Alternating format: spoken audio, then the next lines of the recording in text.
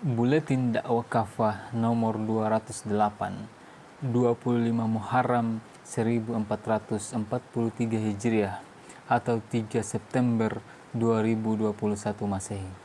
Dakwah Islam bukan penistaan agama. Baru kali ini, penistaan agama dikaitkan dengan konten dakwah Islam yang membahas ajaran agama lain. Bahkan, sekarang dai yang mengupas pandangan Islam terhadap agama lain dianggap telah melakukan penistaan agama dan bisa dijerat hukum pasal penghinaan agama. Benarkah mendakwahkan ajaran Islam seputar perbandingan agama merupakan penistaan? Bukankah di dalam Al-Quran terdapat banyak ayat-ayat yang membahas bantahan terhadap keyakinan umat lain? Bukankah setiap muslim wajib meyakini bahwa hanya Islam yang benar dan agama lain batil? Allah Subhanahu wa Ta'ala telah menjadikan Islam sebagai agama dakwah. Ajaran Islam wajib disampaikan kepada segenap manusia, tentu untuk mengubah keyakinan mereka agar mereka memeluk Islam. Allah Subhanahu wa Ta'ala berfirman, A'udzubillahi minasyaitonirrajim. Ud'u ila sabili rabbika bil hikmah wal mau'izatil hasanah wajadilhum billati hiya ahsan. Serulah manusia ke jalan Tuhanmu dengan hikmah dan pengajaran yang baik, serta berdebatlah dengan mereka dengan cara yang baik. Quran Surah An-Nahl ayat 125. Seorang muslim yang mendakwahi orang lain hingga orang itu meyakini Islam dan meninggalkan keyakinannya akan mendapatkan pahala besar. Rasulullah SAW bersabda, sungguh Allah memberikan hidayah kepada seseorang melalui dirimu adalah lebih baik daripada apa yang diterangi oleh matahari atau ketika tenggelam. Hadis riwayat At-Tabarani. Kewajiban berdakwah ini telah mendorong umat muslim menyebarkan risalah ini ke seluruh penjuru dunia. Mereka berhasil mengubah para pemeluk akidah selain Islam, baik dari kalangan paganis, penyembah berhala, majusi, kaum zindik, dan ahli kitab, baik Yahudi maupun Nasrani, berbondong-bondong memeluk Islam.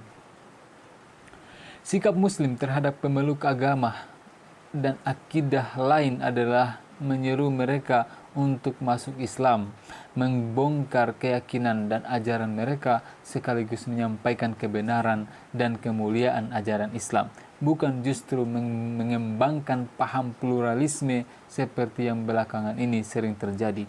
Allah Subhanahu wa Ta'ala berfirman yang artinya, katakanlah Muhammad, wahai ahlul kitab, marilah kita menuju pada satu kalimat yang sama antara kami dengan kalian, bahwa kita tidak menyembah selain Allah dan kita tidak mempersekutukan Dia dengan sesuatu pun, bahwa kita tidak menjadikan satu sama lain Tuhan-Tuhan selain Allah. Quran Surah Al-Imran ayat 64. Imam As-Sa'di dalam tafsirnya menjelaskan bahwa ayat ini menyeru kaum ahlul kitab menuju tauhidullah dalam ibadah dan tidak menyembah selain Allah, lalu memberikan ketaatan hanya kepada Allah dan Rasulnya, bukan kepada makhluk. As-Sa'di, Taisir Al-Manan fi Tafsir Al-Quran, ayat halaman 224. Rasulullah SAW pun menegaskan bahwa umat di luar Islam berada dalam kekufuran hingga mereka melepaskan akidah dan agama mereka lalu memeluk Islam. Sabda beliau yang artinya, demi jiwa Muhammad yang ada dalam genggamannya, tidaklah salah seorang dari umat ini, baik Yahudi atau Nasrani, mendengar aku, kemudian dia mati dan tidak mengimani apa yang dengan itu aku diutus, melainkan termasuk penghuni neraka. Hadis riwayat Ahmad. Al-Quran berisi ayat-ayat yang berisikan ajaran kepada kaum muslim untuk meneguhkan keyakinan mereka pada Islam. Al-Quran pun mengandung seruan kepada pemeluk agama lain agar masuk Islam sekaligus membantah keyakinan mereka. Ayat-ayat tersebut menyeru akal manusia dengan membuktikan kebatilan agama mereka. Dakwah kepada mereka dilakukan tanpa mencela atau menistakan agama mereka, namun dilakukan dengan ilmiah, argumentatif, dan menggugah akal. Ketika berhadapan dengan para penyembah berhala, Allah Subhanahu wa taala menurunkan ayat yang mengingatkan mereka akan lemahnya berhala dibandingkan kekuasaannya. Allah Subhanahu wa taala berfirman yang artinya, sungguh segala yang kalian seru selain Allah sekali-kali tidak dapat menciptakan seekor lalat walaupun mereka bersatu menciptakannya. Jika lalat itu merampas sesuatu dari mereka, mereka pun tidak akan dapat merebutnya kembali dari lalat itu. Amat lemah yang mereka sembah dan amat lemah pula yang disembah. Amat lemah yang menyembah dan amat lemah pula yang disembah. Ayat ini bukan menistakan keyakinan kaum paganis, tetapi justru mengajak mereka untuk berpikir jernih, apakah pantas sesuatu yang lemah tidak bisa menciptakan lalat, bahkan tidak bisa menjaga sesuatu dari lalat dijadikan Tuhan oleh manusia. Padahal Allah yang maha pencipta, yang telah menciptakan berbagai makhluk dari yang paling kecil hingga yang paling besar, juga menciptakan alam semesta. Saat berhadapan dengan kaum yang meyakini bahwa Tuhan memiliki anak, ayat-ayat Al-Quran mengajak mereka untuk merenungkan keyakinan mereka agar mereka memahami sendiri kebatilan akidah mereka. Allah pun membantah keyakinan dan klaim kaum Nasrani yang menyatakan bahwa Isa bin Maryam adalah anak Tuhan. Allah Subhanahu wa taala berfirman, A'udzubillahi minasyaitonirrajim.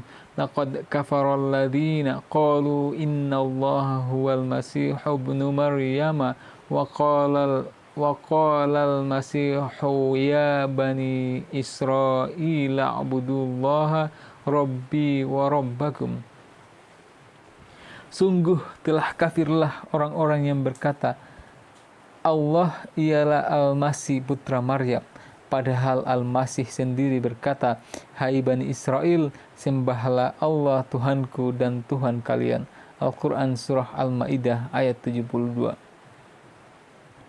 Selain itu, fakta bahwa telah terjadi pemalsuan oleh orang-orang Bani Israel terhadap kitab-kitab suci mereka, Taurat dan Injil, juga telah dinyatakan oleh Allah Subhanahu wa taala.